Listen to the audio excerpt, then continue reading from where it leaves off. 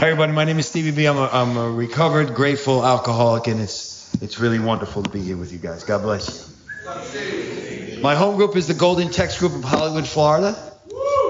Yeah. And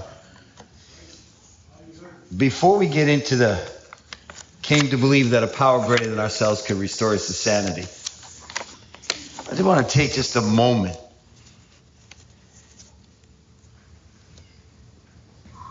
and just, if you could just feel what's going on in here.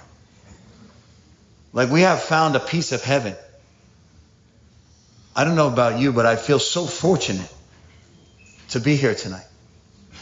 I feel so fortunate that we've made it into this type of room.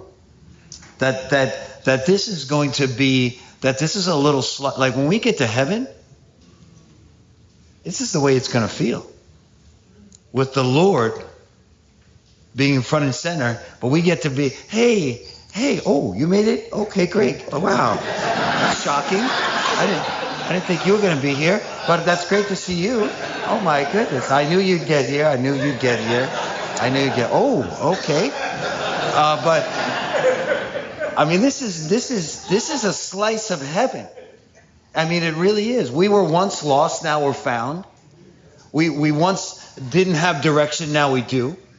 I mean, the joy and the exuberance of walking into a meeting like this, for me is just overwhelming to have mentors online, to have my immediate mentors here, to have Dan 53 years and Bob and Peter and Marion, and it's overwhelming in an incredible way. And I didn't know that. I didn't know that this could be heaven on earth. I thought heaven on earth was who I was laying next to, the substance I was doing, the drink that I had, the party that I was going to, and that turned out to be a promise that overpromised and underdelivered. And Alcoholics Anonymous, which is what I thought was the booby prize, and how does a wonderful guy like me wind up in a goofball place like this, turned out to be the greatest thing that's ever happened. The greatest thing that's ever happened to me. And I get to do it with my mom and my brother-in-law, Jerry. My mom's here tonight. Give my mom a round of applause.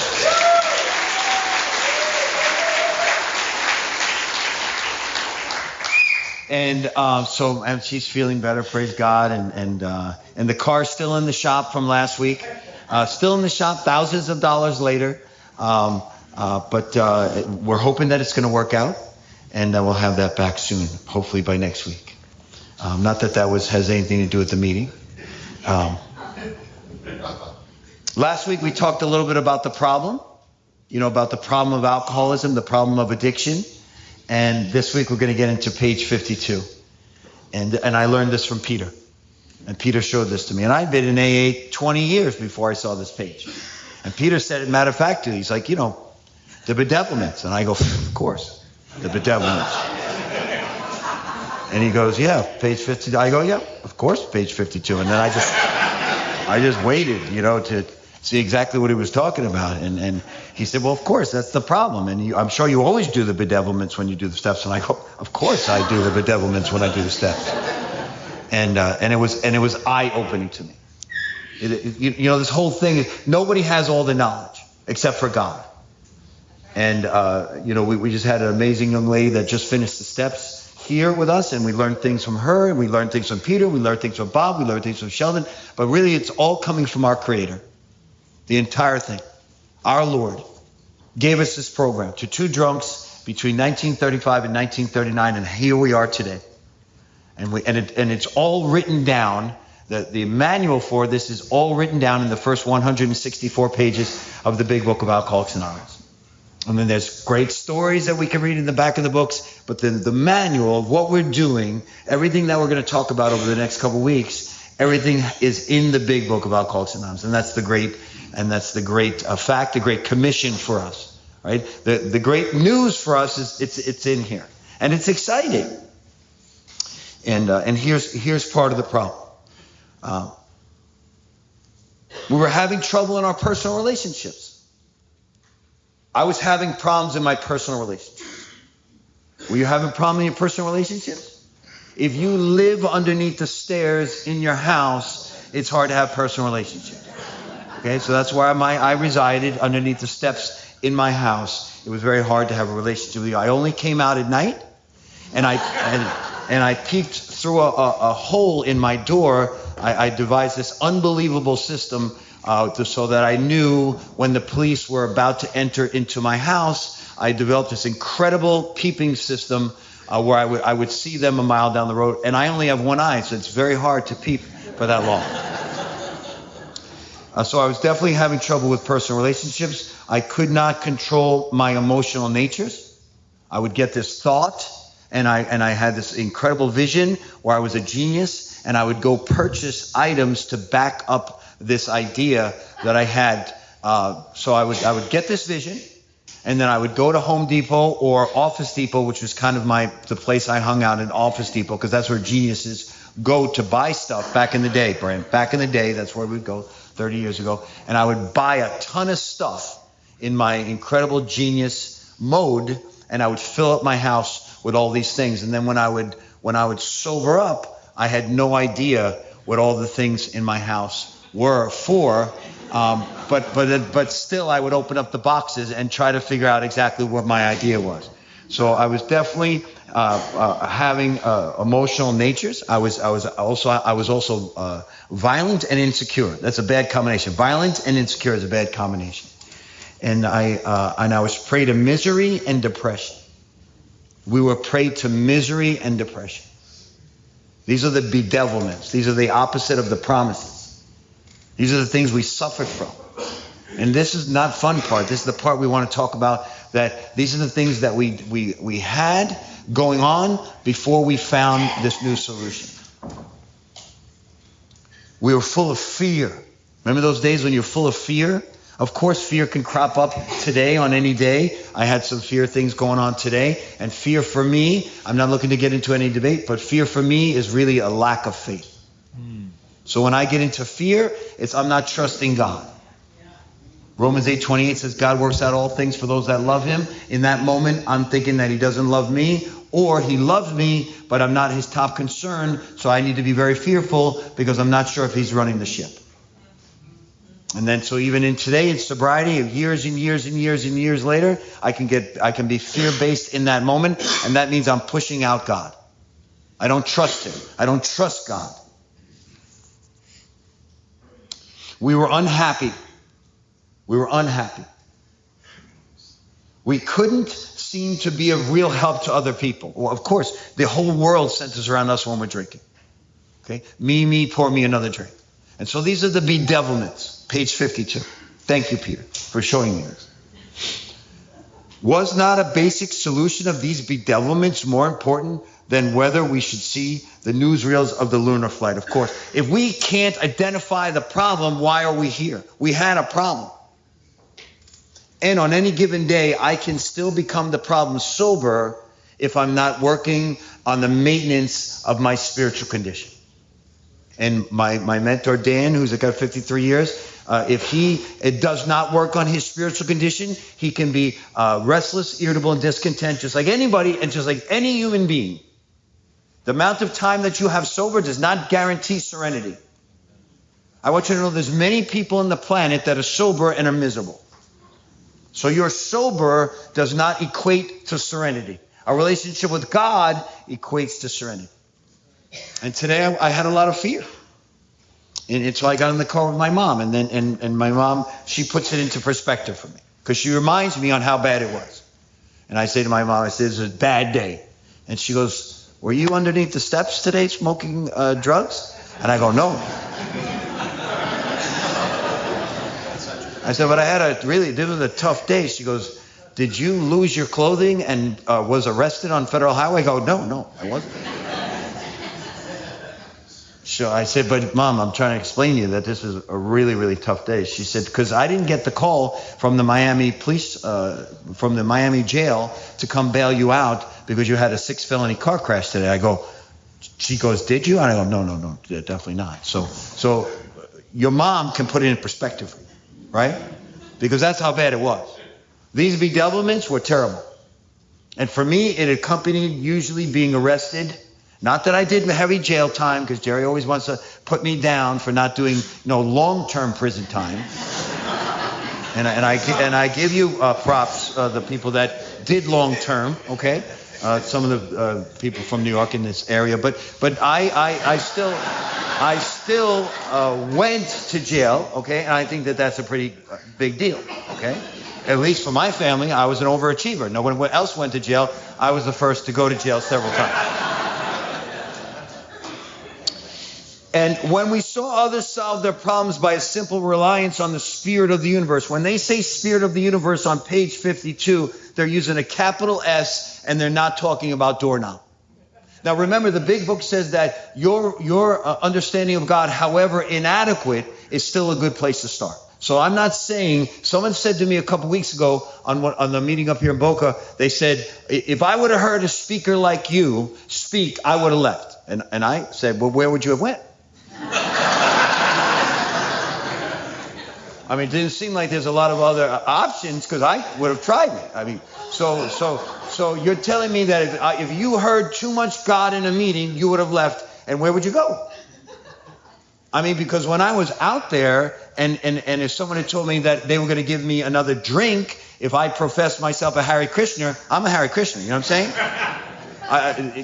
There's nothing that I won't do to get the ways and means for the next drink. And I say drink, but I want you to know that I'm not a pure alcoholic. I use drink for all substances, because this is Alcoholics Anonymous, out of respect for Alcoholics Anonymous. Especially tonight, I'm not going to be veering off into any other substance talks in this specific crowd. And I also left my jacket in the car, and I apologize for that. But I want you to know something. I usually do wear a jacket here to this meeting, okay? How did we get here? It was that bad. That's the common denominator. The bedevilments are universal, and the words that you put into it, suicidal, miserable, incomprehensible, demoralization, these are the buy-ins to being helpless and powerless, so that we reach to a power that has the answer. If you came here because you just ran out of ice in your Bloody Mary mix, it's not going to be, you're not going to get the same thing as someone that said, my life was absolutely miserable, and you could be miserable with millions of dollars. That's not the point. I was in Miami Beach with famous people that were driving up in $500,000 cars, and they couldn't stay sober. So you can get off the elevator at any floor.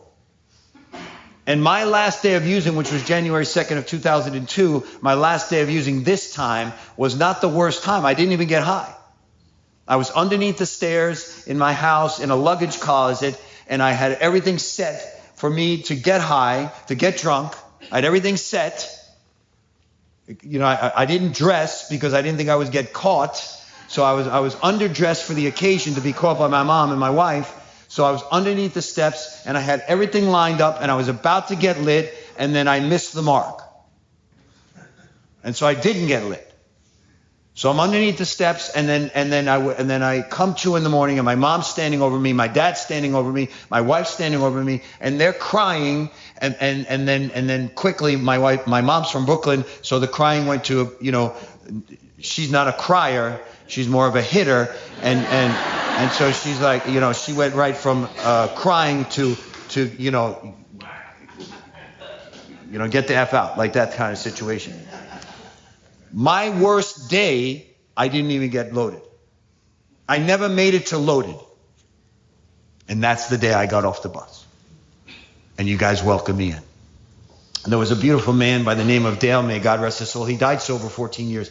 And I was in a druggy buggy, and I was in a treatment center, and the druggy buggy brought us to a meeting of Narcotics Anonymous. And Dale, may God rest his soul, he was there, and the meeting was called Squeaky Chairs.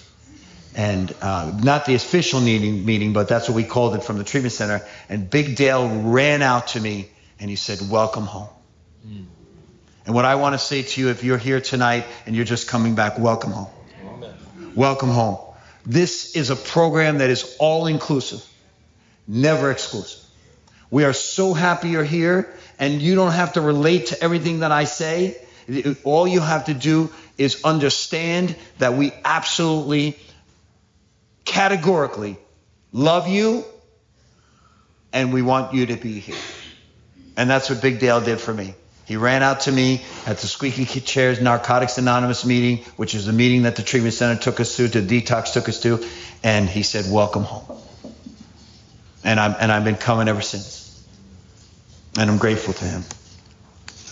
When we became alcoholics, crushed by a self-imposed crisis we could not postpone or evade, we had to fearlessly face the proposition that God is everything or nothing. You see, when people say to me that I'm too much God, or they say to us that we're too much God, we're not even in the main, we're only on page 52. I mean, it starts off letting you know what you're getting into. God either is or he's not. And on days when you have those days when everything seems like it's going in the wrong direction, and the finances aren't meeting, and the deadlines are not meeting, and everyone's misbehaving, God either is or he isn't. Because most of the people inside this room did not have a drinking problem today. Most of the people that are inside this room have a living situation. Because the world is unmanageable, and it cannot be managed by us trying to force the square peg in the round hole. So which is going to bring us very quickly into the third step next week. And I want to just prepare you that next week something magical is going to happen, that the entire room, we're going to get on our knees together in the third step. All 350 people that are here, or whoever comes next week, be prepared that we're going to do a third step together. Would you like that, Jack? I would like that. I want to do a third step with you guys. I want to do a third step with you the way that Dr. Bob did the third step in his house. It's awesome. And we're going to do it together. It's going to be awesome. It's awesome. And but what's the precursor to that? I had to come to believe that a power greater than myself could restore me to sanity, or I'm not getting on my knees with 250 people. I have to believe that a power greater than myself could restore me to sanity, or none of this makes sense. So how did that happen? I want to give you an experiential lesson, what happened in my life. I want to tell you what happened in my life. So I had 7 years I got this from Sherry when she did the steps. I was 7 years in sobriety. Okay? So I was 7 years sober. Okay? I was dry and hadn't worked fully the steps. I'd work a couple of the steps. The steps that look good. Okay? And I was triple black Mustang Cobra, numbered, hair gel, 5 gold chains, guinea teas in every meeting, steroids, parking my car in the handicap zone at the 12-step house. And I made sure that I had like every sick and suffering person stuffed into that car. So when we got out, I had like a little posse of like undesirables. Most of them carrying weapons. And I know this is going to be shocking, but I relapsed at 7 years because I thought, and this is the 100% fact. I married a beautiful wife. I'm still married to her today. And I met her in the circus. She was in the circus, and she was performing in the circus. And I had a God-sized hole, and she's beautiful. She's beautiful today. She's beautiful 25 years ago. She's from Colombia, the country of Colombia, which I like to say. And I had never seen someone so exotic. Plus, she had feathers and was on an elephant, so that helped.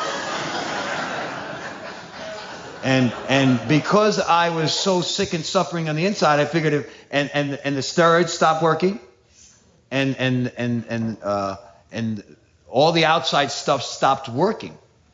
So I figured if I married this beautiful girl, that would work. And we're on our honeymoon, and we're in New Orleans. Because she's not from this country. So she doesn't know what New Orleans stands for. She believes New Orleans stands for jazz. And I tell her it's the home of jazz. But really, I know it's the home of debauchery. And she doesn't know that. She may not even have known the word at that time, debauchery. And so we go there, and I'm trying to be debaucherous while we're there. And I'm trying to do things, and I try to get her to drink, even though she hasn't had a drink in her entire life. I say this will make our honeymoon better, and she doesn't drink. And we're at Emily Lagasse's new restaurant called Nola's. And this is 25 years ago. And the tables are very close to each other. And in the next table, they're doing a fine wine presentation, which I had never seen a fine wine presentation. Now, this is Boca. I know when I say fine wine presentation, Annie's like, of course, fine wine. Everybody up here is like, of course. What do you mean you haven't seen a fine wine presentation? That's all we do up here in Boca. I get that. But I had never seen that. So the people had, the food server had poured the wine in a decanter and put it in the middle of the table, and then nobody was drinking it. And they were talking about it. And I had never seen such a thing. And so I say to the food server, I said, what's going on in the table next to us? And they say they're drinking fine wine that needs to breathe first. Just like that. Just says a matter of factly. Oh, that's the fine wine. It needs to breathe first. And I say to myself, my inner self, because I'm on my honeymoon and I don't want my wife to know she just married crazy. I say to myself, I could probably do that because I never tried that. I've never tried fine wine that needs to breathe first, and maybe that's something I could try. And at that moment, I become not powerless over alcohol. And if you're here tonight and you still have reservations and you believe you're not powerless over alcohol, eventually you will drink. I know that I'm powerless over alcohol in any form. Conference approves or non-conference approved. Stuff that they come out with now, all the different things that they're selling at the corner store, I am powerless. I don't need to have it. Have tried it. I am powerless over it. But I didn't believe that then. And so I went back to AA, and I knew that I was going to go have a drink. It took me 2 more years, and at 7 years, I went out and had a drink. The moment I had a drink, I'm an Endor, and the moment I had a drink, I went to do Endor stuff. Drinking and Endor stuff. And I was off to the races. And as soon as I got off to the races, I had just married this beautiful wife that I told you, Sandra, and she married sober Steve, and she got drunk Steve. She married a husband that should be coming home at night, and what she got was someone that she was staring outside the window all hours of the night, wondering if I was going to come home. And that starts her Al-Anon story. It starts the story of how our marriage got put together by Al-Anon. And then she gets some really amazing men and women in Al-Anon, and they tell her to put me out of the house with a restraining order, which I'm not sure if that's a sanction type of thing for Al-Anon, but that's what happened. And they put me out of the house, and they give me a restraining order, and now I'm going to live in a halfway house, which I was not keen on since I had just owned a full house very shortly before. So now I'm living in a halfway house with people I don't know, and I come up with this amazing idea. I'm 30 days clean. I feel like I could probably sneak one in one more time with 30 days clean. I'm showering. I'm brushing my teeth. I'm shaving. I have a place to go to. And I figured I'd develop some type of junkie superpower where I could probably use midday and then stop and then shower and brush my teeth. And when all the people from the halfway house come home, I would just be like, hey, how was your day? That's what I thought. Oh, yeah. And so I call up my wife, even though I have a restraining order. She has a restraining order against me. And I say, sweetheart. And she goes, what do you want? And I say, I would like to have $199 for a special cell phone that can call California to my sponsor, Jerry Bear, who you met, Peter. And I'm going to call Jerry, and that's a special cell phone for California. And it's $199. And I think I've totally dope fiended her. And it turns out she called her sponsor, which I didn't know she was in Al-Anon. And her sponsor said, give the bum the money now. We'll find out if we're going to get fit. My mother and my dad had helped her to get divorce papers started. And her sponsor, the wisdom of her sponsor, said, let's find out if he's a liar right now. 1 month in. They gave me $199. And I'm newly sober in a halfway house with $199 25 years ago. That's a lot of drinking money quickly. And so I get on my knees as my sponsor told me to do, and I ask God to keep me clean and sober. And then as I get off my knees, I come up with a plan to drink. The reason I tell you that story is that same guy is still in there. Who I feed wins, who I starve dies. Now there's people inside this room that 36, 38 years ago, they were separated from alcohol and they've never thought of that again. That's not my case. Everybody in here has a different story. Whether you want to drink or not, you never have to drink again for the rest of your life, one day at a time, ever. Whether you never thought about it again or if you thought about it today, God has the power to have you never pick up another drink. But I decided I was going to drink. And I decided I came up with a plan. And I got the money. And I ran to a store that was around the corner from my halfway house, which was a Sprint cell phone store. And I have this whole plan. But God had another plan. And when I say to the guy behind the counter, I need to have the cheapest cell phone you have here, and I need to be out of here in 15 minutes. So I know I need to call Jeff Weinstein, and I need to tell him I'm at a meeting, because he's the manager. And I need to call up my wife, because she's the manager of my life. And I need both of them to know that I'm in a meeting, because I'm going to be at a bar. And God puts the guy behind the counter as Drew, tall Jewish Drew, that happened to have a year and a half. And he says to me, Stevie B, we saw you yesterday in the Victory AA meeting. Welcome back. The guy at the Sprint store is a member of Alcoholics Anonymous. I'm trying to get high. I'm like, excuse me, I'm trying to get high. Because you're not going along the plan. And he's like, why don't we go outside and have a cup of coffee? And God intervened.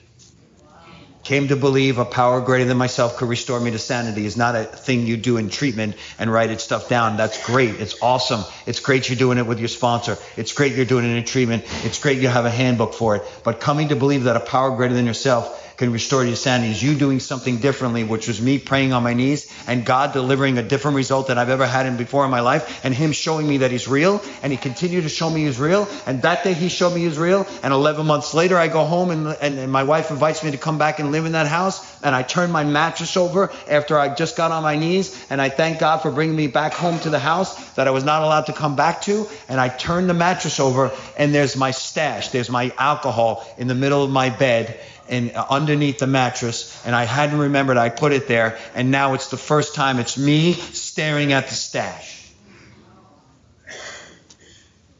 But I have the same God. I just gotten off my knees. And at that moment, the big book says, there'll become a time and a place where the only thing between you and a drink is God. See, let me tell you what doesn't work for me. A power greater than myself will only work for me so long. It needs to point me to the Creator. And at that moment, I needed the Creator. I could not have not used that stash with a doorknob. I could not have not used that stash with my wife's power. I could not have used that stash with the group of drunks' power. Although the group of drunks is powerful. I needed God at that moment. And God told me to call my wife, and she came up and we threw all this stuff away and I stayed sober. Came to believe a power greater than myself can restore me to sanity. Yes, okay. Because if every single time before you see a drink and you drink it, then you call out the name of God of your understanding and you don't, that's a power greater than yourself that can restore your sanity. Now, is that the only part of step 2 that has to do with insanity and stuff? Of course not. Every day we're dealing with, most of us don't think about drinking on a daily basis, and God still restores us to sanity. It was not easy for a lot of us to get here tonight. I'm not forget about me. I'm so blessed to be here. But in a meeting like this, where God is going to be the center foremost topic, trust me, there was an enemy that was pushing you not to get here tonight. There was what happened to my car blew up on the way here last week, and at that moment, some of you guys heard the story. At that moment, we called the Uber. At that moment, Rashid came at that moment, on the middle of a 95. Rashid came, and we're talking to him about God. He gets us here almost on time, even though David would make it sound like I was just lollygagging in the outside in the forest. Because we were supposed to meet Rashid, and Rashid was supposed to meet us. And we changed his night, and he changed our night. And then my partner, John, that's here, happened to have a friend that's in a mechanic shop that's his very dear friend. And it turns out that my car broke in front of the mechanic shop. Just happened to be in Deerfield, in front of the mechanic shop. You can't make that up. You can't make it up that Drew was behind the counter at the Sprint store, and he says to me, I saw you yesterday at Victory AA meeting. Welcome back. You can't make up that I get on my knees and I ask God to keep me clean and sober, and then I turn the mattress over and there's the stash. And it had no power. And at that moment, I realized there's something way bigger than a higher power that's going on inside this program. Way bigger. There's the highest power that knows my name. Now, I want to just say something that I am a big believer in GOD, this is GOD, group of drunks. Okay? Sometimes, group of drunks, I can't get to God. He's listening. I'm not hearing. And sometimes I'll call Peter or call up one of you guys, and that's the group of drunks. And sometimes I can't get to God. He hasn't moved, but I have. So I call up you. I call up Spike. Call up Peter. Call up Sheldon. I call up my group of drunks. GOD is powerful group of drunks. Then I don't know what to do. So then I speak to the group of drunks, and then they give me good, orderly direction. GOD, good, orderly direction. Sometimes I need earthly, good, orderly direction. Wisdom comes in a multitude of counsel, which means I need to have godly counsel around me. Right then, I call you. What do I do with this situation? I want to kill this person. Is murder the right thing to do with this thing? You'll know it's probably not. That was good, orderly direction. Murder, no, good. But the group of drunks and good, orderly direction is run by the main guy. And that's GOD, that's God. And if I don't have him running the main deal, then I could pick the wrong GOD. I can pick the wrong group of drunks. I can go to a meeting where they're talking about just staying sober. And I can have a group of drunks that have no idea exactly what we're doing in this thing. So I need to have the main guy running the show. And you guys taught me that. And I believe in that. Not only do I believe in God, I believe him.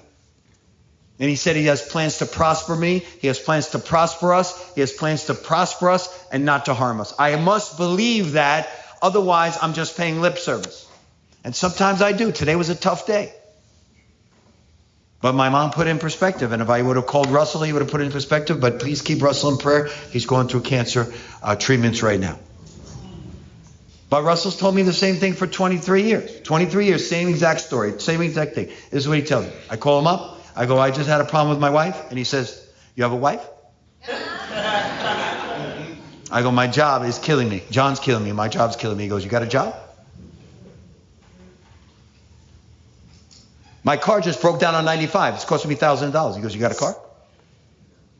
I'm having a difficult day. He goes, well, you arrested? And it all gets put in perspective. God has a plan. Came to believe that a power greater than myself could restore me to sanity. It's his plan. And if I believe that, then I know that all things work together for those that love him and are called according to his good purpose. Everything's going to be fine. And then when I get to page 60 and it says, A, that we're alcoholic and could not manage our own lives. B, that no human power could have relieved our alcoholism. And C, that God could and would if he were sought. Then I won't be shocked when it comes to C. Why? I have empirical data that this thing is real. John, myself, Peter, Marion, we were away at a convention. I got to meet a hero of mine, which is Clancy. We're all together with Clancy, and we're in the lobby, and we're waiting to check in to this hotel with Clancy. And I see Peter drinking an iced tea, and I go over to the iced tea, and it looks like great iced tea. And it turns out there's two pitchers. Okay, one is iced tea and one's Long Island iced tea. Peter had the wisdom to drink the iced tea. I go straight for the Long Island iced tea, not knowing there was two teas. Next thing you know, I'm drinking the liquor, right? Strong liquor. It was the islands, the people in the islands. If you're any islands here, people, it seems like you drink during the day, no problem. And I take the drink and I spit it out. And I'm panicked because I'm the speaker like Sunday morning. Which was not going to go over big if I would have took a second drink of this Long Island iced tea. And I look over at Peter because the group of drunks and the good orderly direction that I had around me, and Peter says, shake it off. Go drink some water. It was unintentional. It was not your intention to drink. Shake it off. Ask God. And we just get in, right, John? We just get into a little prayer circle. We pray it off. If you're alone in your own head, you may not know what to do. I didn't have even a thought of second drink. But I had a group of people around me that helped shape the person I'm going to be, because the books that you read, the things that you watch, I learned this from Russell. The books that you read, the things that you watch, the people that you have around you will help shape the way that you talk, walk, and act. Amen. And I was able to be there that weekend and to meet a hero of mine that I heard about since I'm 20 years old, because Peter and I got sober in Minnesota, and Clancy's name is like an incredible thing, may God rest his soul, and I got to meet him. I didn't take the second drink, obviously. Nor did it even come to my mind, because we recovered from a seemingly hopeless state of mind and body. It was the furthest thing from my mind. But God had placed me in a position of neutrality. Why? Because the work that I had been doing based on the maintenance of my spiritual condition puts you in a place of neutrality. This is a side note. Meeting makers are not guaranteed to make it. But people that don't do meetings are definitely less apt to make it. Now, what do I mean by that? Is there people that are in shape that don't go to the gym? Absolutely. But most people that don't go to the gym and don't work out don't stay in great shape. It's just the way that it is. So if you go to the gym, you work out, you eat right, you don't do your carbs, you spend some time, you do some cardio, you do the CrossFit, and all of a sudden you see that, wow, people that go to the gym relatively stay in better shape than people that are on Netflix all the time eating chips. Right? It's not like some spiritual, incredible thing. And then you could say, well, not everybody that goes to the gym stays in shape. Well, most people that don't go to the gym and eat chips, they are not in shape. Well, it's the same thing with meetings. If I go to meetings, my chance of hearing what I should do and what I shouldn't do are much greater than if I'm home thinking about me. Oh, what do I think about me? What do you think about me? What do I think? So the meetings of Alcoholics Anonymous not only center us into the steps, not only center us into this incredible group of drunks that we get associated with and good orderly direction, but it also reminds us that we are not him. Came to believe a power greater than myself, not me, could restore me to sanity because I'm usually insane. My first thought is not always a great thought. Raise your hand if you relate to that. Your first thought is not always a great thought. Come on now. Come on. You know that's true. You go to a bank and you go to talk to the teller and you're like, this money should be mine. Why do I even need to go through this process of withdrawing and adding, withdrawing with adding? This should just withdraw. And my second thought is, oh, that's not your money. Right? So this whole process of giving and taking and having God remove the things that are deplorable to him and deplorable to our fellows, this is what we're going to do over the, I don't even know where we're at in terms of time. Okay, I'm going to wrap it all up. Hold on. I don't know what that is. What is the 20? Oh, 27 is the minutes. Okay, good. 20 is so we're on time. Relax. Hold on. 20 is the hour. 27 is. Okay, now I get it. I thought we were just on 20 for the whole time. I'm like, wow, time is not moving at all. It's all. Like God has placed me in a position of neutrality. Period. It was 20 minutes ago. It was unbelievable. We got so much more time together. Let me just wrap this up. Next week, come expecting. But if you don't make it here to this meeting, tomorrow come expecting. And how do you do that? On your knees. God, this is the day that you have given us. Let us rejoice and be glad. Tomorrow's going to be a new day. And I can't wait to turn the page on it. But I'm very grateful that I got to spend this day, the 10th of April, 2025, with you, God. Because even though it wasn't perfect, it was certainly a gazillion times better than it used to be. Thank you, guys.